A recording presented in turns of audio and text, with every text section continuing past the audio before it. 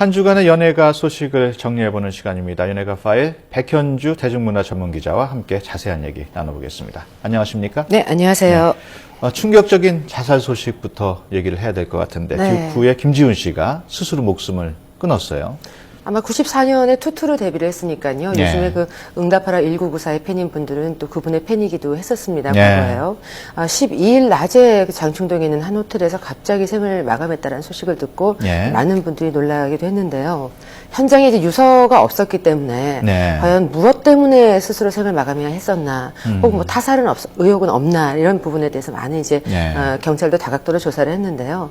아무래도 이제 주변의 가족들과 이제 주인들의 증언에 따르면은 빚이 굉장히 많았었다. 그러니까 그 많은 규모에 대해서는 사실 저희가 정확하게 파악은 할 수가 없는 부분이겠지만 아무래도 이제 유명인이다 보니까 빚이 작고 많고를 떠나서 그 생활고 자체를 좀 견디기 힘들어하지 않았을까.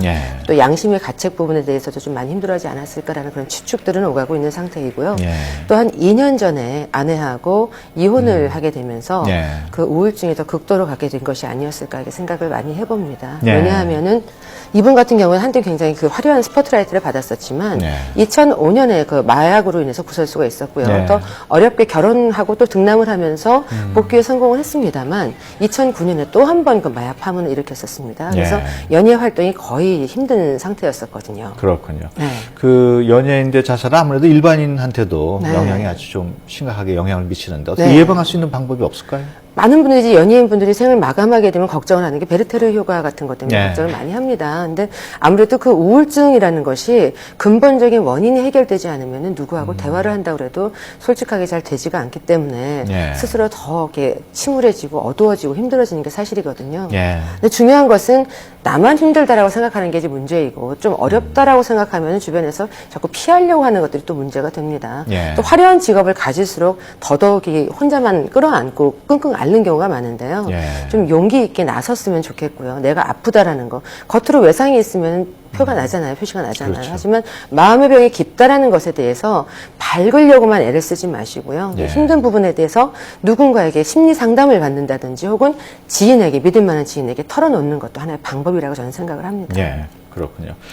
지난주에는 또 유명 여성 연예인들의 그 성매매 의혹 이 또 화제가 됐어요. 검찰 수사 지금 어떻게 진행이 되고 있는지 좀 파악이 됩니까? 검찰은 계속 이제 수사 중인 내용이라 밝힐 수 없다라는 입장으로 계속 고수하고 있고요. 그래서 그 실체가 정말 있는 것이냐, 사회적인 파장에 큰 연예인들이 연루가 되어 있기 때문에 검찰이 조심스럽게 수사를 하는 것인지, 아니면 주변에 그런 정황이라든지 증언만 가지고 이제 수사를 하다 보니까 실질적인 그 침대에서 이루어지는 성매매 그 현장의 모습이라든지 금전적인 거래가 오간 내역이라든지 이것에 대한 그런 증거 확보에 어려움을 겪어서 난항을 겪기 때문에 검찰이 밖으로 대외적으로 이야기를 입장을 전혀 밝히지 않고 있는 게 아니겠느냐 이런 추측들이 굉장히 많이 오가고 있는데요.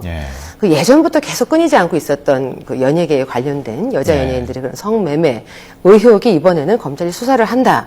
뭐 수원지검의 안산지청에서 하고 있다라는 이제 보도가 나오면서 파장이 이제 커진 건데요. 아마도 이것이 사실로 밝혀진다라고 하면 기억을 하실 겁니다. 고 장자연 씨 그 사건 이후에 연예계에 정말 가장 큰 그 성 파문이 아닐까 이렇게 생각을 해봅니다.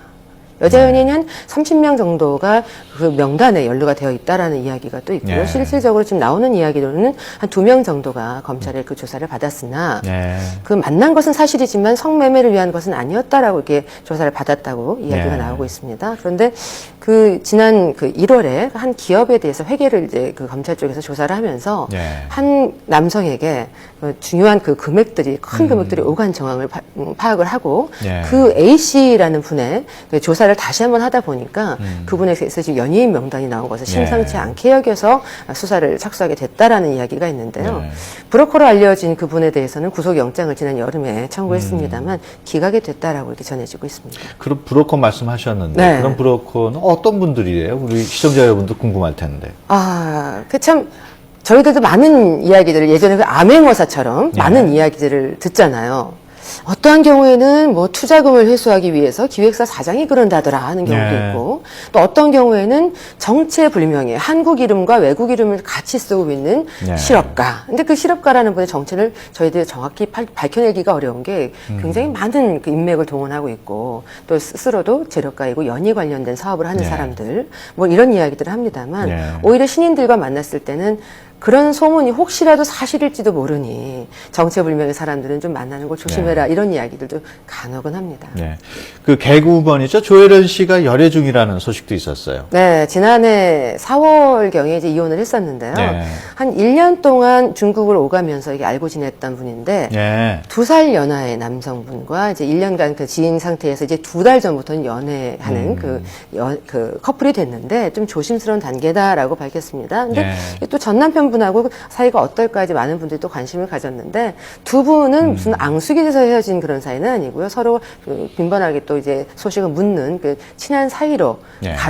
예전에 또 가족이었잖아요. 잘 지내고 있는 것으로 또 전해지고 있어서 네. 올해 연애하는 모습에 대해서 조심스럽게 하고 계시니 네. 응원을 해주는 모습도 좋을 것 같습니다. 그렇군요.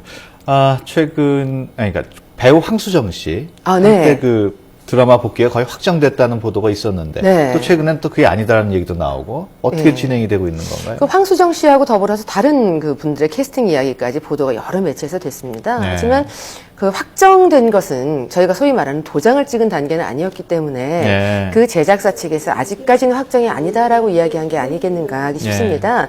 네. 여러 매체들이 다 다양한 보도들을 이렇게 내놓고 있는데요. 결과적으로 이제 황수정 씨에 대해서는 컴백하겠다라고 공식적인 보도가 나온 것은 확정짓는 보도가 나온 건 아니기 네. 때문에 물망에 거의 최종적인 단계까지는 오른 게 아니냐 이렇게 추측을 합니다. 네. 예진아 씨로 굉장히 많은 사랑을 받았을 때 마약팜을 일으켰었고, 굉장히 어렵게 2006년에 소금인형이라는 드라마를 복귀를 했었습니다만 네.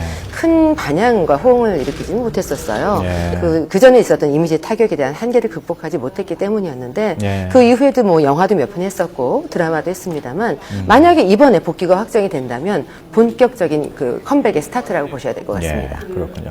몇 가지 더 궁금한 점이 많습니다만 시간 관계상 여기서 다음 주에 또 모아올게요. 알겠습니다. 네. 지금까지 백현주 대중문화 전문기자와 함께했습니다. 오늘 말씀 고맙습니다. 네.